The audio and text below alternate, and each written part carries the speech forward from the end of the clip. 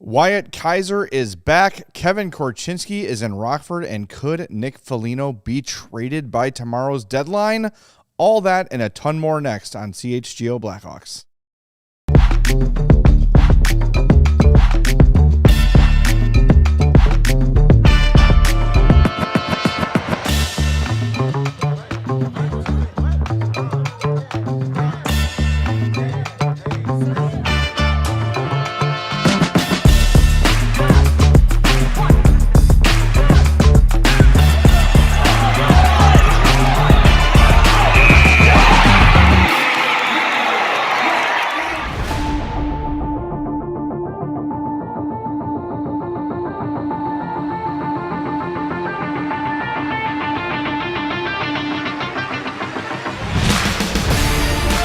Happy Thursday. Welcome into the CHGO Blackhawks podcast live from the Xfinity Loft. I'm Jay Zawaski.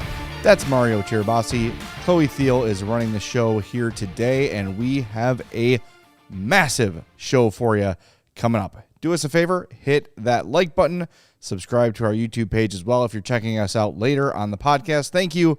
Follow or subscribe on your favorite app, and be sure to leave us a 5-star review on Apple Podcasts or Spotify. So some people in the chat noticed that the thumbnail for the show changed and the description of the show changed, and they're probably wondering why.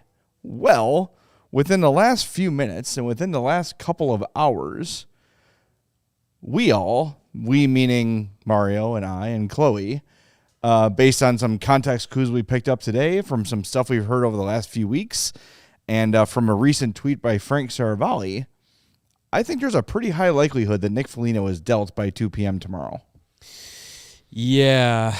I mean, if anything is possible at trade deadline time, he is on an expiring contract. He's at the end of his career or close to the end of his career.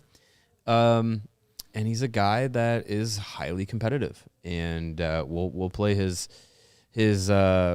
media availability today, and he kind of talks about where he's at currently and how he feels, and he talked about like having difficult, honest conversations with Kyle Davidson, how he is competitive and wants to be playing games that matter, highly competitive games at the end of the season, and there's been a lot of smoke, mainly from Aaron Portzline, about Foligno and a reunion with the Columbus Blue Jackets since before the Olympic break. Yeah, that was hashtag March 6th. That was early in February. Yeah, so as it stands right now, 3:03 p.m. on Thursday, 23 hours away from the deadline, Nick Foligno is still a Blackhawk, but I think a lot of signs and gears feel to be in motion that could be changing pretty quickly. So we can take it. We're going to hear from Nick Foligno here in a second, but we can take you behind the curtain a little bit. As everyone knows who's followed us for a few years, Nick was a part of our show for a whole season. And then when he was named captain, he wanted to step away from doing more individually focused stuff and be more of a team captain, not put the spotlight on himself, which is very on brand for him. Mm-hmm. So today at the end of practice, he had just spoken to the media. We were sort of wrapping things up, and I walked up to him and said, "Hey, man, just in case, really appreciate what you did for us. You really helped us gain some legitimacy early on. Your impact was still kind of felt around these parts. It really mattered to us that you did that." And he, returned the kind words and everything. And it just, in that moment, felt like the last time I'd get to talk to him. I don't know. It was just a gut feeling. Mm-hmm. And I saw Charlie say goodbye to him. I know you walked up to him too, and just in case, is kind of the right. Hey, we might not get to chat with you again, so we want to thank you for everything. So that's in the back of my mind. The Portzline stuff's in the back of my mind. 2:41 p.m. today, Frank Saravalli sends this tweet. Imagine Blackhawks Nick Foligno is in a similar spot as Jeff Petrie, who was just traded to the Wild today by the Panthers. Both well-respected veterans who want to compete. Foligno is open to moving for the right fit. And like the Panthers, Chicago will do right by their captain to try and make it happen. Mm-hmm. So that last sentence, Chicago will do right by their captain to try and make it happen, sounds to me like Nick said, hey, if there's an opportunity for me and maybe this or this place, I'm open to it and I would like to give it a shot. Yeah. I think, you look at, how his career has gone and how he's been, captain of the Blue Jackets for a long time, was kind of the, one of the faces of that organization for a while. Yeah. The impact he had in that community. And then, he got an opportunity to go and play in Toronto, trying to, be on a contender. Went to Boston and played on that team that won the President's Trophy and set the record for most points in a season and all that, and then lost in the first round. And, he talked to the guys with Chaos. Mm-hmm. Was that last year might have been, or maybe 2 years ago. Taylor Hall was still around. He talked in that interview about how much he really was pissed that season ended that way. And, since he's been in Chicago, he's been, a consummate professional.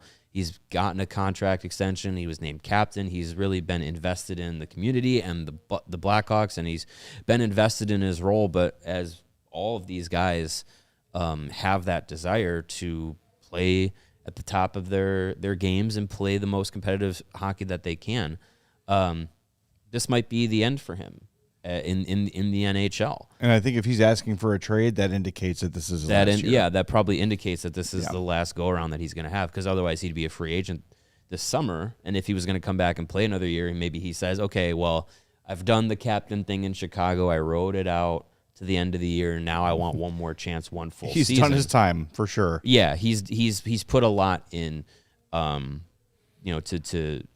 the role that he was asked to do. So yeah, I think if it came down to it, if he approached Kyle and said, like, listen, like I've done all I can here, and I'd like one chance. It's clear that we're not going to make the playoffs. It's clear that your vision is still going young and opening up opportunities for the new guys. I'm willing to also raise my hand and open up an opportunity and try and go compete elsewhere. And I think Foligno is the guy that Kyle Davidson would absolutely be like, whatever you want to do, we'll try it. We'll try our best to make it happen. So yeah, I mean, and Saravalli's kind of alluding to maybe a connection with the Petrie deal, which just happened a couple of minutes ago, a conditional 7th for Petrie. Like, if Foligno is moved, now obviously they can't retain any money, so you'd have to maybe get creative. Columbus might be a team that can just take him on as is, which would be interesting. But I think if you're moving Nick Foligno, you're not holding out for something really good from him. They have $9 million plus in cap space, so they can take on Nick Foligno easily. Fully. Yep. Yeah. So that might, it might be future considerations just to get him to Columbus, because, and Fantilli. Sure. But I just mean like Nick's more serviceable than a future considerations return. He is. But I just think that if that trade does come down between now and Friday, I wouldn't expect it if it's, to go to Columbus, which that really feels like the only place that makes the most sense. I think so too. Because he's probably going to want to go back to that community, and that team's on the cusp of, being in the playoffs, and they're a hot team right now. Yeah. So I wouldn't expect the return in a Foligno deal to be anything big. So not at all. No. Yeah. They're 3 points out of a wild card right now. Right, and they're like 13-2. Like 8-1-1 over their last 10. Yeah. So yeah, I wouldn't expect the return to be anything big. So I think if both sides just want to make it happen as like a feel good story, as a move that's like a good faith move, I wouldn't be surprised if it happens. And that's changed from 6 hours ago this morning when I'm on my way to work, on my way to the practice rink, and not really. Now I still felt like he's probably still going to be a Hawk after the media availability, after hearing him talk, which we'll play. and then just, kind of off the record, quote unquote, talking with him once the cameras were put away. And then this Saravalli thing, like, it really just feels like everything's kind of stacked up that, like, I feel I'm almost confident that he gets traded. Yeah, it feels tomorrow. It does. Chloe, do we have time to play Nick, or should we go to the break zone first? We should probably go break zone first. Why don't we do the break zone early, and then we'll play Nick Foligno here coming up in a minute. If you've not hit the like button, please do. We'll be back in 2 short minutes with Nick Foligno from earlier today on CHGO Blackhawks. Xfinity. We're in the Xfinity loft. They provide great internet, and they do it with a 5-year price guarantee. You can get reliable, intelligent Wi-Fi and keep it at the same price for 5 years with Xfinity's 5-year price guarantee. Imagine Wi-Fi that makes everything in your home work together, can find and fix problems before you even notice them, like a super intelligent Wi-Fi with a 6th sense, and it lets you stream the game even when the whole family is online. All of your devices working in perfect harmony for 5 whole years. The best part is there's no annual contracts, no hidden fees, and Xfinity's best equipment is included. Take it from us, a lot can change in 5 years. Championships are won, records are broken, dreams grow bigger, but your Wi-Fi, it should stay reliable and at the same price. Lock in that price and unlock the possibilities with Xfinity. Learn more at xfinity.com. Select plans only. Restrictions do apply. And whether it's on the field or in your financial life, the best teams win by delivering excellence at every level. At Old National Bank, they believe every play matters. From everyday checking to long-term planning and commercial banking, their team is there to build momentum and help you move the ball forward. It all starts with the plan tailored for you by professionals you can trust. From simple tasks to bigger financial moments, you can count on Old National to coordinate your needs with steady, knowledgeable guidance that brings clarity and confidence to each step. It's a partnership designed to help you feel supported, not just today, but well into the future. So whether you're celebrating a win, rebuilding after a tough loss, or gearing up for whatever comes next, Old National has your back with tools, insights, and an expert crew that's always in your corner. My family uses Old National Bank. They are absolutely wonderful and reliable. Good people working there. Old National Bank, member FDIC, where relationships and results matter. All right, we are back on CHGO Blackhawks, and let's let you hear from the Blackhawks captain himself. Nick Foligno met the gathered media today after Hawks practice at Blackhawks Ice Center. Guys maybe get a playoff shot, but still, some guys that were good guys in here. And, for sure. Teammates. Well, debated. No, I think that's exactly the word you use in this situation because, for a guy like Murph, it is bittersweet because you love him and what he's meant to this organization and this city and how he's come in and just been a real great ambassador for the Blackhawks through probably a tough time and tough transition. And he's always kept his head up and led the right way. And so to see him get an opportunity with a really good team is gratifying for us all. And then you see what Jason Dickinson's meant to this group, and that was a tough guy to lose, just with the way he's connected with every guy and how much he matters, the way he led, what the minutes that he ate that were hard minutes and not so fun times here. Mm-hmm. You're thrilled for a guy like him too that gets a chance to really slot into an area that really makes a lot of sense when you look at it. And then Docker, young player that gets an opportunity to go to a really good team and find his game. And this is the tough part of the season, right? When you get down to it, where you're not in.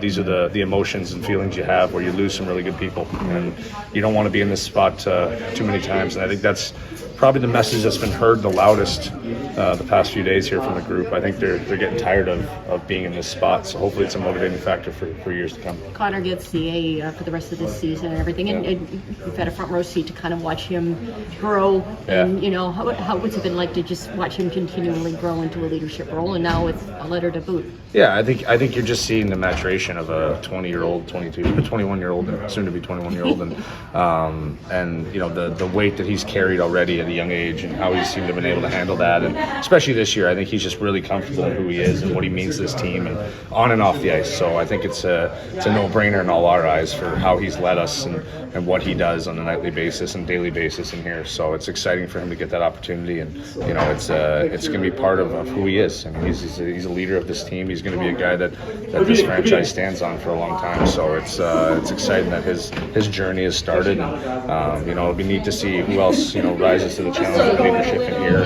Hopefully, myself, Murph, and Dickie didn't screw it up too bad, and can make sure we hand it off to the right people. I walked up late, but have you gotten any information on your status? Like, what did they? Yeah, I mean, as of right now, obviously nothing's changed. Kyle and I have talked, and we're going through that process. I'm as of right now, I'm the Chicago Blackhawks, so I'm fully invested in what we're doing, but have obviously had that honest conversation, and we'll see where it goes. What is the emotions like that when you have those conversations and the deadline's still a day away and you're just kind of waiting? It's tough, actually. Yeah, it's tough. I've made it no surprise how much I care about this group, and especially as a guy who's led this group for a few years. It's you feel weird when you have those hard conversations, but it's the reality of where we're sitting, right? And when you have expiring contracts or the age I'm at, or there's always a personal thing that you go through too, right? Where you want to still compete and battle and win, and so that's the fight that you have, right? I believe in this group so much, and it's been an absolute honor to be the captain here. So I'm still fully committed to that until told otherwise. But there's a competitor inside you too that wants to be playing meaningful games. Is it tougher to deal with a deadline when you've got a game like 5 hours later? Yeah, I always thought that was stupid, personally. I just think it's such a distraction for everybody, because regardless, you're watching it, no matter even if you're on the block or not. And I just think it's a weird day, and I don't know why the league hasn't decided just to make it a practice day for everybody. I think it would help a lot of the teams travel, and so I think it's a stupid thing that we play. Even for fans, there are guys that make plans to have family. There's just so much that goes into that game, and unforeseen circumstances. So yeah, it's a weird day. I mean, it's part of being a pro, but I don't know why it has to be a game on that day, and just make it a certain day every year and go with it. Obviously, a lot can't happen in the next 24 hours. What's one thing you hope to have instilled on this young time here? Still too early for me to reflect on that, honestly. I'm still going through it, right? So, but I think the one thing is just how much I care about this group. I think that's something that's probably even surprised me a little bit in the short time, about how much I've enjoyed being a Chicago Blackhawk and being here with this team, and seeing the growth and the maturation of a lot of guys and where we're trying to get to. And I think it's a lot of that give a lot of credit to the players that are here, but also the coaching staff that stepped in this year and done a hell of a job in getting us going in the right direction. So it's something I'll look on and probably have a better answer for you later on, but right now I'm just trying to worry about tomorrow's game. You kind of alluded to this earlier, but do you sense that there's a frustration in being in this position again, where you guys are selling again? Yeah. Instead of welcoming people into the building, you are saying goodbye to friends of yours? Big time. And I think because it hits home, especially with the guys that we lost this year, right?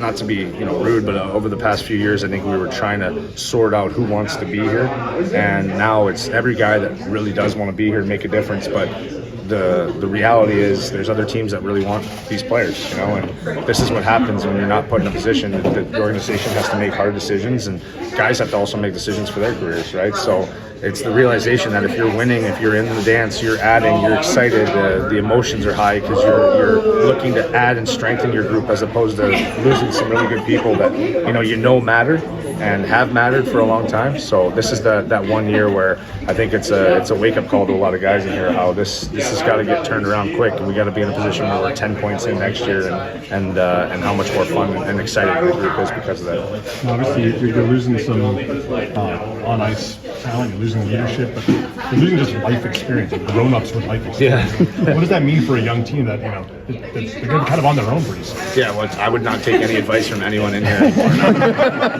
The biggest thing I would say. There's slim pickings of guys I'm going to ask for some life advice.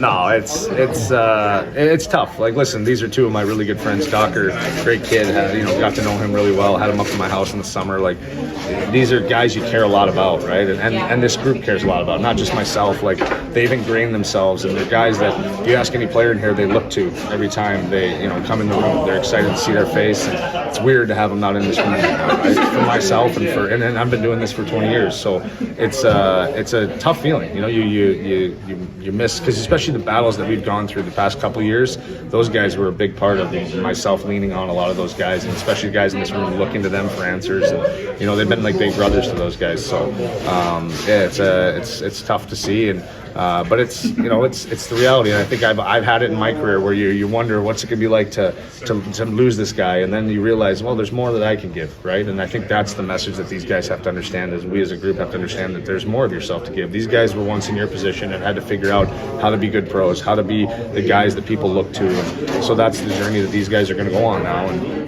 it should be exciting for them to know that they're thought of in that regard, and they're here to make the difference of being the team that the Chicago Blackhawks expect to be. All right, there he is. That is Nick Foligno. And some people in the chat saying it sounds like a farewell interview. We don't know yet, but it definitely feels more like it could head that way than it did a few hours ago, 4 hours ago, 5 hours ago. Yeah. So I don't know. It's I do believe that, look, I think it was Jason in the chat said, I'm really concerned about how young this team's going to be down the stretch. You know what? They're out of it. You want to give as many guys a look as you can here. Andrew Mangiapane is going to get an opportunity here as a reclamation project. And let's be honest, it worked with Jason Dickinson. It worked with Ilya Mikheyev, right? Like, those are two guys who Vancouver and could not wait to move on from. Like, we've got to give assets to get rid of these guys, right? We got to have Riley Stillman. Right. And it worked out because the opportunity fit better. So I agree. I would like to. I am a little concerned, that it's so young, and you've got Tavo, you've got Bertuzzi, you've got Donato, and Mikheyev. If Foligno is moved, but none of those guys are really and Grizzlick, right? And none of those guys are really vocal leaders. Grizzlick can be, but I feel like he kind of feels like a bit of a, I'm going to say outsider, but not like in a mean or a bad way, but just he came on a PTO. He wasn't drafted here. He knows he's not here for a long time. Right, yeah. So what he says probably doesn't carry as much as it would for some others. So it's going to be interesting down the stretch. And look, get used to it, because it's very likely that next season the Hawks are going to be super young. I would venture a guess that they're going to be the youngest team in the league to begin next season. Outside of if they bring in any other veterans, which I don't think a lot of signs point to that being the case. I think it's going to be a lot of the players that we've been talking about through the draft, internal guys, the additions to next year's roster that aren't, currently here right now: Frondel, Kanserov, maybe Boisvert, Lardis. Like those guys will be stepping up and taking opportunities. Ethan Del Mastro is still here. Kevin Korchinski, you'd imagine, comes back next year. Like he's an RFA. There's no reason to get rid of him. If you don't trade him by tomorrow, right? There's no reason to just let him walk. That doesn't make any sense. Your defensive depth, you still need to use him, I think. It's just going to be a lot of young players, and they can kind of get by with some of the veteran guys, being like guys that have been in the NHL, know the ropes, can help some of the other young guys, get acclimated to the professional game, to the NHL game. Tyler Bertuzzi's been someone that a lot of the young players have mentioned. We might not see it in the media from outside perspective. But teammates love him, and I feel like he has a big impact in that room. But as part of rebuilds, those young players that cycle through, they start to become the players that have to kind of shoulder the load. Yeah. So it's Alex Vlasic, who is now the longest tenured Blackhawk. First guy we talked to today. That was the first guy we went and talked to. Has less than 300 games under his belt. And he's the guy that's been in Chicago, been with the organization the longest, and has the most NHL experience combining those two things. So it's it's going to turn over, It's going to be Vlasic having to do that. It's going to be Bedard having to be. This is, coming to the end of year 3 for Bedard. You're getting to veteran status. Like, even though you'll be 21 at the start of next season, you're going into your 4th NHL year. Like, you've kind of learned those ropes to a degree. It'll be year 3 of Frank Nazar next year. These younger players will have had some experience, and they will have to start taking over the locker room even more. These guys are going to start looking around the room, and Dickinson and Murphy are gone. Okay, like who's the leaders? Well, I wonder who's the guy that needs to step up. I think You got to start pointing the thumbs. It frees some guys up though to take, because we go back to the comment that Alex Vlasic said the first time we had him on forever ago, where he used the term walking on eggshells around Taves and Kane. And I don't think he meant it in a way of like, if I don't, they're going to be jerks and yell at me. Mm-hmm. I think it's just like, those guys are there and they've accomplished what they've accomplished. And I am still young, and I'm going to stay here, and I'm going to stay out of their way, and I'm going to let them lead. And I think that... you don't step on toes. Yeah, and I think there's... Or Taves. I think there's a lot of young people in the room now that are leadership quality that have just deferred to Foligno and Dickinson and Murphy, as they should. They totally should do that. But I don't think now that they're gone, it's necessarily going to be like, what do we do? How do we tie our shoes? Where's my milk? Like, you know what I mean? Like, these guys know how to, like, I think you're going to see and look, we talked about it yesterday. Our buddy Windy City Hockey ran the numbers about how well Bedard plays with the A on his sweater. And as much as he downplays it, and we'll hear from him later in the show, he actually talks about it, there is a difference to him when he's wearing that. Feels like it. He might not notice it, but we notice it. He plays a different kind of game. And Alex Vlasic was asked today. We'll hear from him too. Is he going to wear it? He doesn't know. Jeff Flashley said they're in the process of making that decision of who gets the A in Jason Dickinson's place. But there are guys in there able to step into leadership roles. And I think another guy who could be that we haven't really talked about is Wyatt Kaiser. I think Wyatt Kaiser is really thoughtful, really well-spoken, understands the game. You have seen him take Artem Levshov under his wing and kind of be the guy who helps him through practices with the language barriers and things like that. Like, Kaiser has taken that role and embraced it. So there are guys on this team that can take on that role. I think it's going to be Bedard. I think it's going to be Vlasic, and I think some other guys are going to jump into it too. Yeah. Well, I mean, and then if you are trading Foligno, that is another leadership role that opens up. It's not just Dickinson and Murphy. It would be Vlasic or Foligno as well. And I don't think that they would just, if they do move Foligno in the next 23 hours, I don't think Friday night Connor Bedard steps on the ice with the C on his jersey, unless they make it part of the next originals. It'd be a really nice time to introduce your new captain from a marketing standpoint. Interesting. But they won't do that. I think you'll have 3 A's going down. And that's all the Euro end. But yeah, I mean, to your point, like, as Kyle Davidson has gone through these drafts and these draft classes, a lot of these guys have been leaders amongst their peers at the junior level and at the NCAA level, and for if they played for World Juniors, like a lot of these guys have had those leadership roles at those spots too. Ethan Del Mastro was the captain of his junior team. Frank Nazar, Oliver Moore, Sam Renzel, I believe, all wore letters in college. Ryan Green was co-captain at BU his final year there. Nick Lardis was a leader with Brantford. Like, just a lot of these guys have all been in those roles amongst their age group. Now it's like, okay, like now that some of you have been in the league for a year, 2, 3 years, you got to start seeing yourself as an NHLer. Like you are amongst your peers. You can kind of tap back into those leadership qualities that you've had and feel comfortable in that role. And like you said, like nothing really changes with these guys. Like, it's not like you put a A or a C on their jersey and they get like an actual power up. Right. It's just, I think a little bit comes with feeling like you have the floor, right?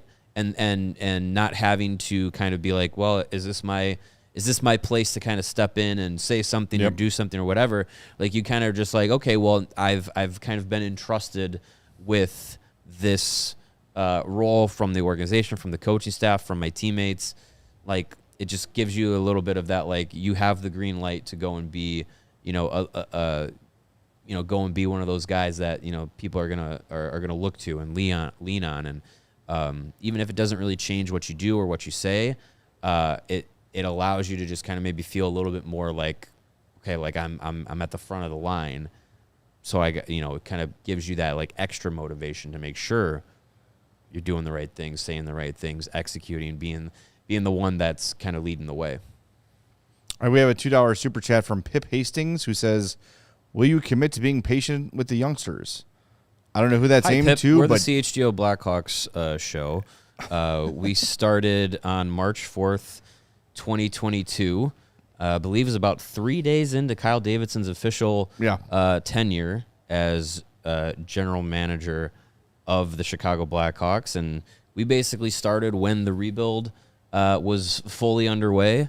So all we've known is patience with the rebuild. And all we do is spend players. our free time at home arguing with people on Twitter about how much good young and talent. I know you're not I know you're not new here. Yeah, Pip. is that aimed to us?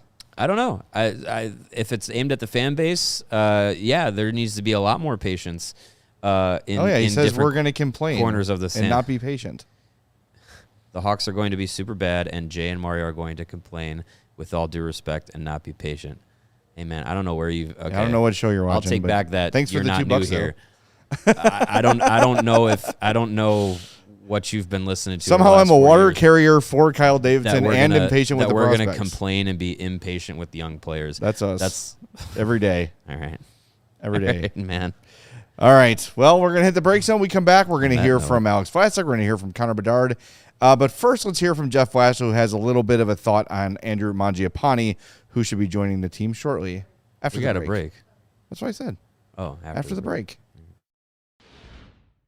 Are you looking to hit your protein goals in 2026, but you don't want to go and order yourself cup o' chicken to do it? Well, that's where our friends at Huel come into play. You should check them out for their high protein routine support, perfect for busy days, habit building, convenience, and control this year.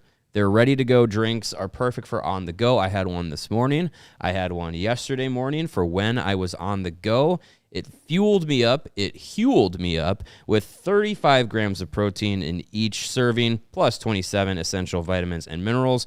No artificial sweeteners, colors, or flavors, and it's gluten-free. They also have their powder, which is perfect for when you're working out, trying to build your muscle. Beach season's coming up, so their on-the-go drinks, their powder, you can get it all at Huel.com and use the code Blackhawks15 when you do to get yourself 15% off online orders. And spring into flavor at Hooters. Hurry into Hooters for the deal of the season. Your choice of 10 boneless wings or 10 buffalo shrimp served with curly fries or tots for just $9.99. It's Lent. Check out the Big Fish Sandwich, perfectly seasoned tender cod, grilled, blackened, or hand-battered and fried. That's my move.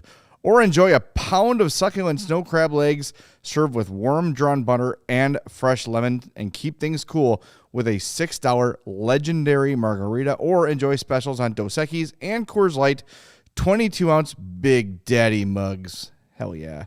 Cheer on your favorite teams from any of their 11 Chicagoland locations. Check out the Hooters in Aurora, Countryside, Downers Grove, Joliet, Lansing, Melrose Park, my beloved hometown of Oak Lawn, O'Hare, Orland Park, Schaumburg, or on Wells Street, or check them out at originalhooters.com. All right, we are back on CHGO Blackhawks. Andrew Mangiapane is in the Blackhawks plans. He was not at practice today because he has visa issues as a player. He's just got to go through the process. Edmonton has to go through the process. He was just traded last night. But we don't know if he'll be. Have some patience, Jay. I know, I'm so impatient. They'll have no. We don't know if he'll be here tomorrow. If he's here tomorrow, I would still shock me if he plays. If they're just like, "Welcome to Chicago, jump in there." Yeah, it'd be surprising. Jeff Blashill, as he'll say, sounds like a guy that wants to give Mangiapane like an actual practice first, but we'll see. All right, let's briefly hear from Jeff Flashel on what he expects from Andrew Mangiapane. First off, he gets an opportunity to have a clean slate here, and he's been a good player in this league. He'll get an opportunity to be a good player here, and he's what and to sit here and say that I know him in and out, I don't think you ever do until you really coach somebody, and that's the same thing I told every guy that was in that room at the beginning of the year. But what I've known about him is he's been a guy who's got kind of that really, really good work ethic and speed, so he's kind of a dog on a bone. I think that fits into how we want to play. And he's got that with some offensive touch, and so that fits into how we want to play. Where he slots in with which line, we'll see as we go. I don't know for sure if he's available tomorrow or not. Just working through. He'll be in town, but you just got to work through the immigration stuff, so I'm not sure on that yet. All right, there you go. There's the answer for Mangiapane. Our buddy Windy City Hockey wants us to know that he wore number 26 for the Barrie Colts in the OHL, so he might probably wear that since 88's off the table. All right. 26. Good old Steve Sullivan. Is anybody 26 right now? No. Like down in Rockford? I don't think so. I don't think so. Kyle Comiskey, 26. Sure. Who could forget? He's a Stanley Cup champion. Yes, he is. What an era. His name is on the cup. I'm all for Andrew Mangiapane coming here and playing a role and being serviceable. I'm all for that. If he can come in and he can play and he can contribute and he can fit a role with this team, I'm totally fine with that. If he comes in and plays and is terrible, then I have no qualms about sitting him or buying him out or whatever. Because I think, is he even part of the team beyond next season where he's under contract? I don't think so. Probably not. Even if he plays well, probably not. No. So yeah, I'm totally fine if he steps in, plays a role, is effective. Great. If he's not, please move to the left for faster moving vehicles, because there's a lot of younger players that are going to be coming up and deserve those opportunities. His last 3 seasons in Calgary, Mangiapane, 21-22, he had 35 goals and 20 assists. 22-23, 17 and 26, 23-24, 14 and 26. So 55, 43, 40 in points. Then with the Capitals in 24-25, 28 points. And this year he's got 14 with Edmonton, 7 and 7. But the ice time has gone slowly down since that big season. Yeah. So look, like I said earlier, reclamation project, Mikheyev, Dickinson, there have been others where the Hawks have taken him on that's turned out okay for those guys. You could probably say the same for Matt Grzelcyk. Who knows? But I would say this. If he sucks, I don't think they have any qualms about sending him down or benching him or whatever it might be. No. He was taking him on in the Dickinson Doc Hickory Dickory trade. Hickory Dickinson Doc. That was a favor to the Oilers. That was we're helping you get this money off your and books. It probably made a second or first. And it turned that pick into a first round pick coming back for the Hawks. So yeah, I mean, again, it's low stakes. So I'm completely fine with it. If it either way, it's fine for the Hawks, because you've already gotten your first round pick out of him. So that's if he provides anything to you at the NHL level, then it's a bonus. That's exactly. All right, let's hear from since we were on the leadership thing. Let's hear from Alex Vlasic. This I had to kind of hustle into the scrum here because it starts with Alex Nee.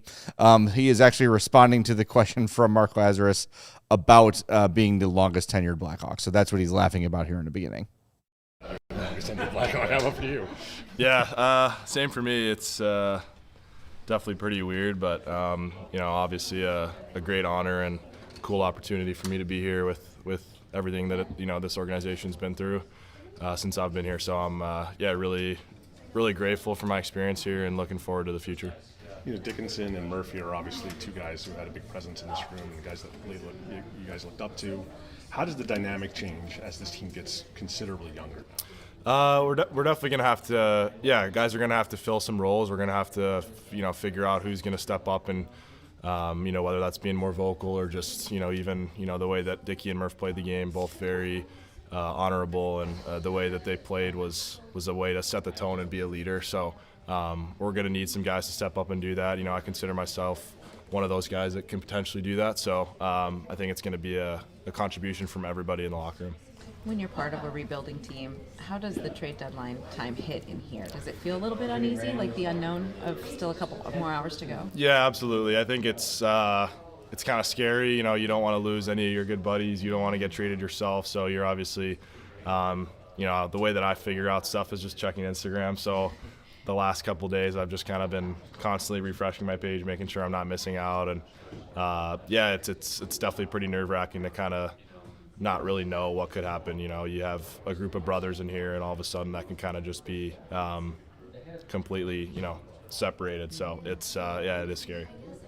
Is there frustration? This is a couple years in a row you guys have been sellers this time of year where you had to go through this process of watching friends of yours go out the door. So is that frustrating on some level? Is that something where you're like, gosh, I can't wait to get to maybe the other side of this, where maybe you're welcoming guys instead of saying goodbye? Yeah, I mean, I wouldn't say it's frustrating. I think, we all kind of knew that this was part of the plan going forward. And if anything, it like I kind of said earlier, it is a little bit more sad just to kind of lose some of your buddies potentially.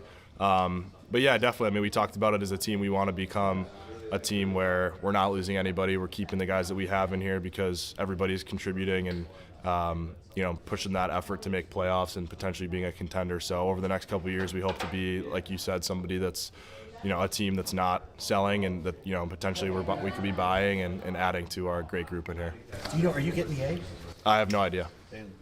Don't play aside? No. We'll see. Yeah, I mean, I would be grateful and honored, but we'll see. All right, that's Alex Vlasic. I've been kind of bullish about this for a while. I really think that he is primed to wear a letter for this team. I think so. He is so level-headed.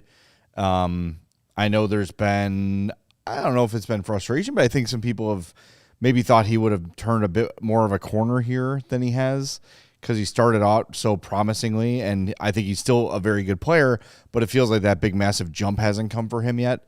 And we are getting to that 300 game mark that Chris Pronger so famously talks about. But in terms of leadership, in terms of value, in terms of presence, like, it is all positive for Alex Vlasic, and I think he's going to – it would shock me especially if Foligno's gone, if he's not given one of the A's. I wonder if they'll give it to a veteran. Probably Tavo. Like Tavo or Bertuzzi, maybe. Or Donato. Yeah, maybe one of those three. I think those three have all worn it at some point, either this year or last year. So, I would say if Foligno's dealt, it's Bedard, one of those guys, and Vlasic. Probably. Would be and you get 4 when you don't have a captain. So if you don't name a captain, you can have 4 A's. So.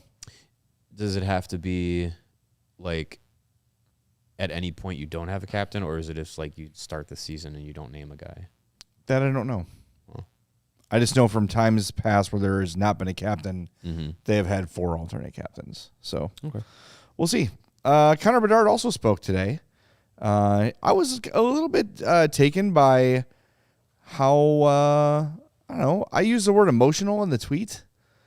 He's not crying or anything, but you could tell he's a little bit shaken by the results, what happened the last 2 days. I mean, this is now the third time he's gone through a trade deadline part of the season, and the Hawks are trading players of value.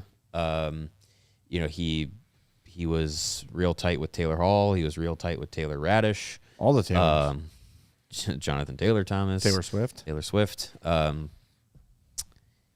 And him and Doc have been good friends for a while, and they've come up together in the organization. They've played for Team Canada, all that stuff. He gets to know all the guys and gets to have tight bonds with them. And so it's tough for those guys to continuously be traded and experience that. And you'll hear at the end here, he kind of talks about like that motivation, that factor of not wanting to go through this anymore. And I think a lot of people are kind of twisting that of like, he doesn't want to go through this, so he's going to leave. I think Connor Bedard is to, just assume, be in his brain for a second. I think he's probably processing that as just like, I want to win and I want to do it here. You'll hear other times where he's talking about like, he's talking about his future in Chicago and things that they're going to accomplish and all that stuff. Yeah. It's a motivation to bring the Blackhawks to that point where they're buyers and they're winning. It's not, I'm just going to dip and just go to a contender because whatever. Like, I feel and I get the sense that he's got the drive in him and the competitiveness in him that he wants to be the one that turns it around and not just, quit when it's hard. Right. All right, here he is. This is Connor Bedard after practice today. Years, just as far as saying goodbye to teammates and everything, and just how tough is it every year to say goodbye to guys that you've been out there with? Yeah, that was yesterday was really tough. Like like Dickie, I've been with the whole time. He's kind of like an older brother to me, and someone I spent a lot of time with, and so it sucks, and it's part of what we do, but it sucks, and Docker as well. Someone that 2 weeks ago, me, him, and Greener were on vacation talking about after we win the cup, we're gonna go back and stuff like that. So it's hard, and obviously Murph was a couple days. I feel like I talked about that already, but it sucks for sure. With you getting in for the rest of the season, just what does that mean to you? I mean, at some point maybe it leads to more to see at some point, but just to have that letter. End of the day, it doesn't change anything I'm going to do as a person, as a player. But obviously, it's a good honor to be recognized with that, and I've been able to learn from a lot of great guys in the last 3 years, and I feel like I've grown a lot in a lot of ways. So, I'm obviously happy about that, and I want to keep getting better on the ice, off the ice, and in those ways. How comfortable are you in a leadership role? Yeah, like I said, I'm not going to change anything about who I am. So, I'm just going to be myself, and obviously, I feel like, I do things that have those qualities. So just keep being me, kind of. Did you draw better Ferris wheel than Ryan? No, I'm I'm good at one thing, and it's my job, so I'm lucky. Is there any uneasiness in the room you feel with the deadline still tomorrow and still potentially more changes? I don't know about uneasy. I think I personally don't think I'm getting dealt. So there's different things for each person, but like I talked about, it's a family, and these are guys you're with every single day. So you're just maybe a little nerves that guys are going to get moved, but like I said, it's part of it, and that's motivating. That this is the last year that we're in a spot where we're moving guys that help us. We move a lot of guys that help us win games. So that's a shitty feeling, but just try to not let that happen. Connor Bedard. Potty mouth. Watch your dang mouth. Absolutely Put ridiculous. some soap in that mouth. I am growingly agreeing with the players that there should not be a game on trade deadline day. Oh, absolutely It's not. ridiculous. It's terrible. It's so stupid. So dumb. Yeah, I would not, because not only as Foligno's talked about earlier, not only like do those guys have to kind of go through the roller coaster of what the day could be and then prepare and go play a game. There's people that'll travel to go see a game for family members of players, and if they're getting traded and they're in transit to if they're flying in from home and coming to see a guy play, and then it's just like, actually I just got traded. It's pretty crazy like that, and I'm sure the organizations have to do a quick turnaround, and us with doing our jobs, like it can be a crazy day, a quick turnaround. So if you just treat deadline day as just like its own day, and then you get back to it later, right? With games and stuff, like I'd be really happy with that. I did remember, just came back up in my Facebook memories. I went to a Blackhawks game about 10 years ago. It might have been. It was the day of deadline day, and I remember going and watching that game and being like, what are they going to do at the deadline? I can't remember exactly what it was, but yeah, it was. It's just crazy. And Foligno too mentioned that his first season in the NHL with Ottawa, they had a game. I think you said in Boston. On deadline day, and he's like, his agent's calling him, and apparently there was a deal that included Foligno as a rookie, Antoine Vermette, and something else going from Ottawa to Atlanta to bring Marian Hossa back to the Senators. Wow. And he was like, he said something along the lines of like his agent told him like it's like 90% done, and then it didn't happen. And then the deadline goes by, and he's like, "Oh, I guess I'm playing the Bruins tonight. Like, let me get ready and go." Yeah, he's like, his bag's half packed. Yeah, like, Nick, why aren't your skates on? Oh, I'm just waiting today to do that. Yeah, so he was, so he was telling us that story. He was like, "So you're welcome for not screwing up Hossa's trajectory." That is think of the altering of Hawks history that would have made. Hossa maybe never reaches free agency. If he goes back to the Senators. Never goes to Pittsburgh, never goes to Detroit, never comes to Chicago. Crazy. Antoine Vermette has a totally different trajectory to his career. Yeah. Never joins. Man, it's like maybe you never the know. Atlanta Thrashers stick around. No. I don't think maybe Antoine Vermette and Nick Foligno are the faces of the Atlanta Thrashers. Thrashers legend to Nick this day. Foligno. Who knows? All right, it is time to take the temp, presented by your trusted local experts for heating, air conditioning, plumbing, sewer, and electric. It's 4 Seasons.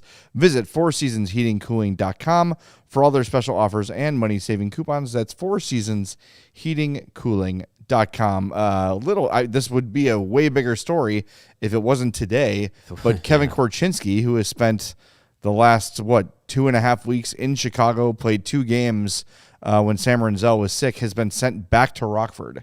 So don't really know what the point of all that was. Maybe they just wanted to get a look, maybe have somebody around in case they have to trade another defenseman. But Korch back in Rockford. So guess go screw the article I wrote. This is specifically to spite It you. is, to spite me. Yeah. It's a really great chance for Kevin Korchinski to play the last 20 games as a Blackhawk and really make an impression. Yeah, I mean, wasted time. I think there could be a part of it is the deadline players that can be sent back to the AHL after the deadline have to be on the AHL roster by the NHL deadline. So that's potentially in play if they want to move them back and forth at the end of the season. But new rules require that if a player is sent down to the AHL, they have to play in at least one game. There's no longer paper transactions, which it used to be. Which is dumb. But I mean, if he goes down and plays one game and comes back, like whatever. But we were kind of talking about it today with 8 healthy defensemen with Korchinski around. You have 13 forwards. You have a full roster. So if you're adding Frondell at some point soon, you're adding Boisvert to the mix. Like there's going to be some roster decisions made that have to be made. And you have Mangiapane as well, like because they have 12 forwards. Yeah, 12 forwards right now for tomorrow's game. And then if Mangiapane's here and available, he makes 13 forwards. So you don't want to be at the max capacity of roster size if you know that potentially you're bringing guys in. But again, we're still 23 hours, almost 22 hours away from the deadline. Maybe roster spots are opened by trades that could still happen, whether it's Foligno or Mikheyev or maybe Grizzlick, who knows. Or maybe Korchinski. Yeah, I think strictly from a giving a player a chance and an opportunity standpoint, like if I'm looking at that in a vacuum, Korchinski was brought up. This was Jeff Blashill's longest time to see him in person. Yeah. And I think not impressed. To steal a line from George St. Pierre, he was not impressed by his performance, and he said, "Get me Ethan Del Mastro. Fly him up here now." And that changed things. So absolutely. We'll see. Well, it's interesting. And now with Wyatt Kaiser, who will play tomorrow, but I mean that unless he wakes up hurt again somehow, it really looks like Wyatt Kaiser will be in the lineup Friday. So, yeah, Korch is running out of spots, man. He really is. Yeah. Like I said before, it makes no sense to cut bait on him. Beyond Friday, if he's still around, you still need to invest in his development. You still have to have time for him to figure out what he's going to be as a professional. And he's 21, like he's still a young guy, still got to figure that out. He's not even 100 games yet. He's not anywhere near fully mature as his NHL skill set. So I think if you keep him around, he needs a new contract after this season's over. He's an RFA, so you have all the control in the situation. You extend him 1 year, 2 years, who knows? I would go 2 to give him that runway, because you still think he's going to factor into the future of this organization. At least I do. I think Kyle Davidson probably still thinks that, but he's going to need to earn and take advantage of opportunities beyond what this one should have been for him. Super chat here from Rutra. That's a new name. That's a new name, but for that's yeah. I'm all confused. AJ, yes. Yeah, he changed his thing. Saw a game on TDL 2006. That's trade deadline. Hawks Avs. Jim Dowd got traded to the Avs and played. Brandon Korchinski was traded for. Arrived after the game started and played. If I recall correctly, Daze was dressed but didn't play. There you go. Trade deadline day. There it is. Yeah. I still don't like games on deadline day. No, it's stupid. By the way, you see our new Tommy Hawk bobblehead. That will be handed out tomorrow. First 8,000 fans. First 8,000 fans in line. Here's what's happening tomorrow. It is the last chapter of the Centennial season. The next originals. Atrium doors open at 5. Inside the atrium, fans can explore an NHL Edge exhibit highlighting next-gen advanced stats and how they shape the game. Fans can also step into the crease with an interactive virtual reality goalie experience alongside a visual evolution of goaltending equipment from Tony O's era to today's modern gear. At 6 p.m., the UC gates open. That's where the first 8,000 will get their bobblehead, and then they're encouraging you to be in your seat by 7 for a can't-miss pregame ceremony. Will the curtain get stuck? Yes or no, Mario Tirabassi? It's like it's 2 for 4. Isn't it batting? Oh, I thought it was batting 1,000. 2 for 4. Yes, because it has to. It's not a Blackhawks ceremony this year if the curtain doesn't get stuck. Yeah, so ceremony starts at 7. Darren Pang will MC the tribute, full of surprises and unforgettable moments, honoring the next generation of players, fans, and moments still to come. So we'll be there. We'll be here post-game. Kyle Davidson is also speaking at 4:30 tomorrow. We will do our best to record that. It might not be the ideal place to do that, but we will try it. I mean, it'll be and like if it's done, we will post it to YouTube. It'll be like when Blashill does post game. Yeah, I'll use my little lavalier and put them on his table and ours. So we should have that for you, depending on how long he talks. But before the game, we'll have that up on our YouTube channel so you can watch it. Totally fine. And we'll talk to you post game. Do we want to talk about our experience today? I mean, we can go to overtime. Sure. We can go to overtime. Well, in a minute and a half, we'll be going to. Do we have to wait? See, we've never done this way. Do we have to wait until the minute and a half is up to declare overtime?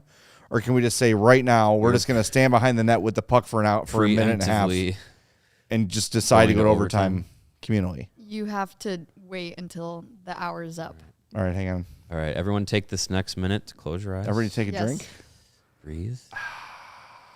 One with the universe. All is well. Patience. patience and You can prospects. talk about whatever you want up to that. You don't have Oh to no, wait I to have go nothing to else. overtime. I'm out of stuff. Yeah, but you don't have to wait to go to overtime to talk about the experience today. You can just talk about it. So and then, just throw it in there. That's awkward. I mean, that's why you have to force people have to go to YouTube. You're Quick, encouraging everyone. them. Yes. Find us. Go to allchgo.com and watch the rest of the show because we're gonna go to overtime. If you're watching There us you on the go. fast channels, your screens are gonna go dark and we're gonna go get cut off mid-sentence. But go find us, watch the rest of the show because this is the most can't miss content you've ever couldn't miss. yeah. There you go. Good job, Mario.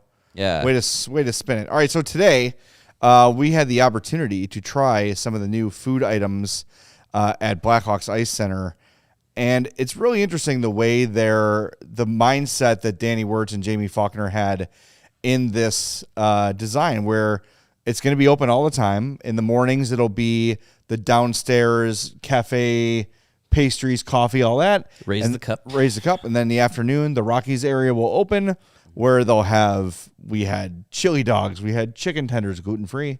Yes. Some of us had salad. Yes. Some of us did. We're in overtime. Boom, officially. There you go. Pizza. Tavern style, very thin crust pizza. Yeah, like it was great. The fries, charcuterie. Yeah, it's just they had smash burgers, chicken sandwiches, all available, like tons of food options, and it's going to be a full bar as well, all those offerings and cocktails and stuff. Yeah, they did a tremendous job kind of laying out what's going to be available. And I think, with all the renovations and additions that they did to the Blackhawks Ice Center, presented by Fifth Third Bank, they've really made it even more of a like hockey community hub, where you're going to have those food and drink and cafe venues open like around normal business hours. Like, it's not just going to be Open at 1 a.m. They said. As far as we understand, it's not just going to be on weekends when there's hockey tournaments, we'll open up the cafe for an hour or whatever it is. It'll be like a place to go. It's right across the street from Malcolm X College. Like, I've seen people go in, with book bags and stuff, Yeah. and working on whatever, and get a coffee and stuff like that. So it's a really good space that they can use that's not just beholden to the hockey schedule. Now, of course, the Chicago Steel are going to be there. They still have a bunch of tournaments at the facilities all the time, junior tournaments, youth tournaments, stuff like that. And then, it's going to be open on game days and everything. So it's going to be a good location for people to go to. And yes, the chicken tenders that are offered there. We got to show the bucket that Chloe is oddly just maneuvering around the screen like it's 1992. Go ahead and throw to it. Ta-da! What a visual aspect to this podcast. Mark Lazarus going to be pissed. The KFC knockoff of Rocky Wirtz on the chicken bucket is a wonderful touch. That's great. I love that. That's great. That But is so funny. Yes, the chicken tenders and the chicken that's on the chicken sandwich is gluten-free. It is not flour breaded. It is something called cup for cup. I talked to the chef and he told me.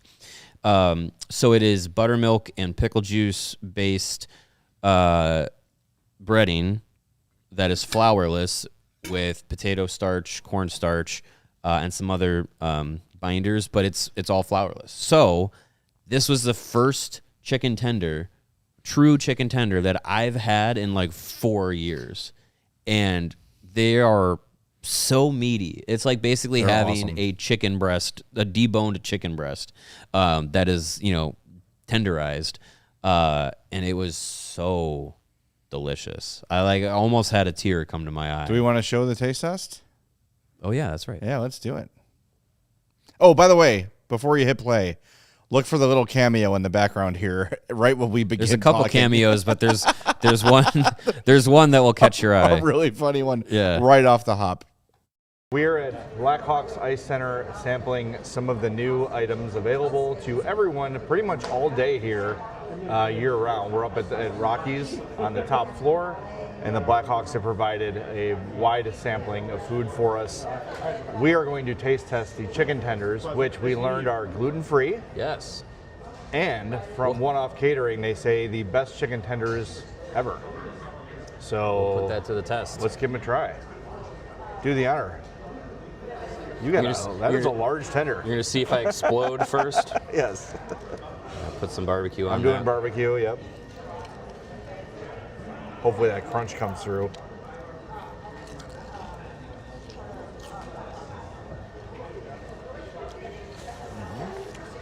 Boy, that is delicious. So the gluten-free breading, talked with the chef here, it's something called cup for cup. So it's a flourless breading, still involves buttermilk, pickle juice. You can taste that. I can taste the pickle juice. Yep. And then it's potato and cornstarches. So it's no flour. You still get a really good crunch. Great crunch. The oil in the tender is really good. Chicken's really tender, thick. Chickeny. So it's a big piece of Plenty chicken. of chicken. The Yes. chicken to breading ratio with this breading emphasizes the chicken, which is too much breading can ruin a tender. But sometimes without enough breading, you don't get the crunch. With this, you get the crunch and the good chicken ratio. These are excellent. This is fantastic. Really, really good. Yeah. The rest of the food. Wait, what are we doing? 1 through 10. 1 through 10? Oh, it's the first chicken tender I've had in years. It's got to be a 10 for So you. it's a 10 right now. Yeah, I've not had a better chicken tender. I'll say that. And yeah, I gotta agree with you, man. It's very good. It's a 10 chicken tender, and it's dangerous for us because we're here almost every day. And you this can is get a open bucket every of day. these. And yes, the bucket is fantastic with Rocky Wirtz's face in it. Colonel Rocky. Colonel Rocky Wirtz. Really, really good. But all the food we've tried so far, we've had Fries are delicious. chili dogs, fries, pizza. Tavern style pizza is really good. I know no one cares, but the salads are good. Couldn't tell you. Hot dogs, brats, great stuff here. Yeah. Really good. Come check it out. Blackhawks Ice Center right on Jackson.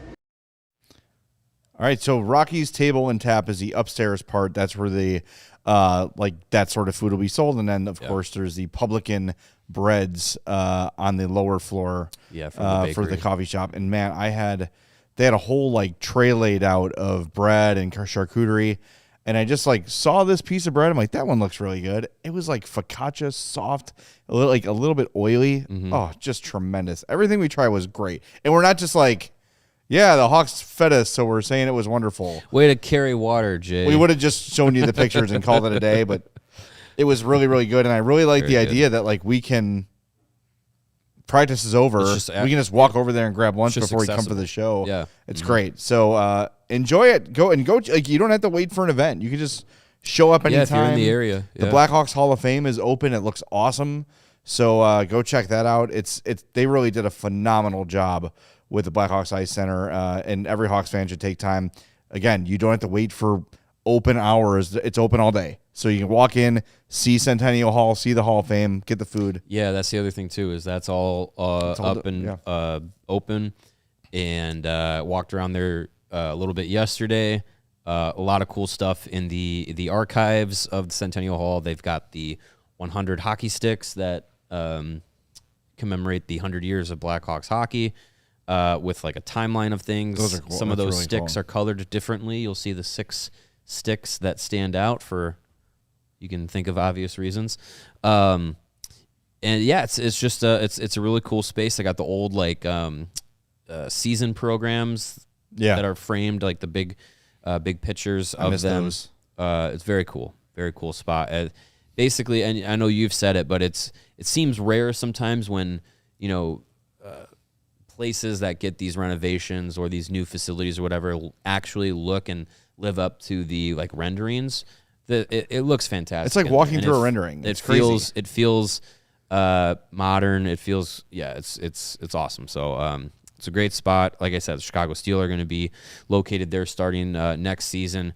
That USG arena looks awesome. I know some of the like rec league has played in that rink. They've got figure skaters over there all the time. Like it continues to be. Now they've added the 2 rinks. Now there's 4 of them, including what was already there. So it's a really great addition to the local hockey community. It's awesome. I believe the plans are now that the new west area is done, that they're going to kind of retroactively re-renovate the east side to match the new side and make it a little, because I think when they built the Fifth Third Arena, it's very like functional. It's not designed to be a community space. It is designed to host hockey, right? Like there's not a lot of what's the word? There's not like a lot of hospitality there. It's just kind of, it's there for hockey, and that's what it was built for, which is fine. But Danny Wirtz and Jamie Faulkner have said, no, we're in the middle of a community here. Let's let people come in and experience this, even if they're not hockey players. And they did a wonderful job with it. And I think they're going to retrofit the east half to resemble it at least more closely. So go check it out. The official address of Blackhawks Ice Center, 1801 West Jackson, just east of Damon on Jackson. And go check out Rocky's Table and Tap and Raise the Cup and all the great stuff they got going there. It's really a cool place. All right. Overtime's over. We just got scored on. Warren Foegele is being traded. Oh no! Are we staying on for the Warren Foegele trade? I'm just looking it up. Ottawa. Warren Foegele is going to Ottawa per Darren Dreger. But on yesterday's show, we commended Darren Dreger for kind of being on it with the Colton Parayko thing. He was on it. He was on it until Colton said no. Until they told Colton Parayko about the trade, and he said no. And Lord Hossa says, per David Pagnota, the Hawks are linked to Bruins prospect Mathieu Poitras. So who said it first? Love that. What a way to end the show. We'll talk to you tomorrow post-game, unless there's a trade tonight as soon as I drive into my driveway. Yeah, I'll be home. I'll be home in 2 hours, so keep by your phones over the next 2 hours. Don't go to Target, Chloe. Yeah. All right, we'll talk to you tomorrow on CHGO Blackhawks. We all silly like the mayor.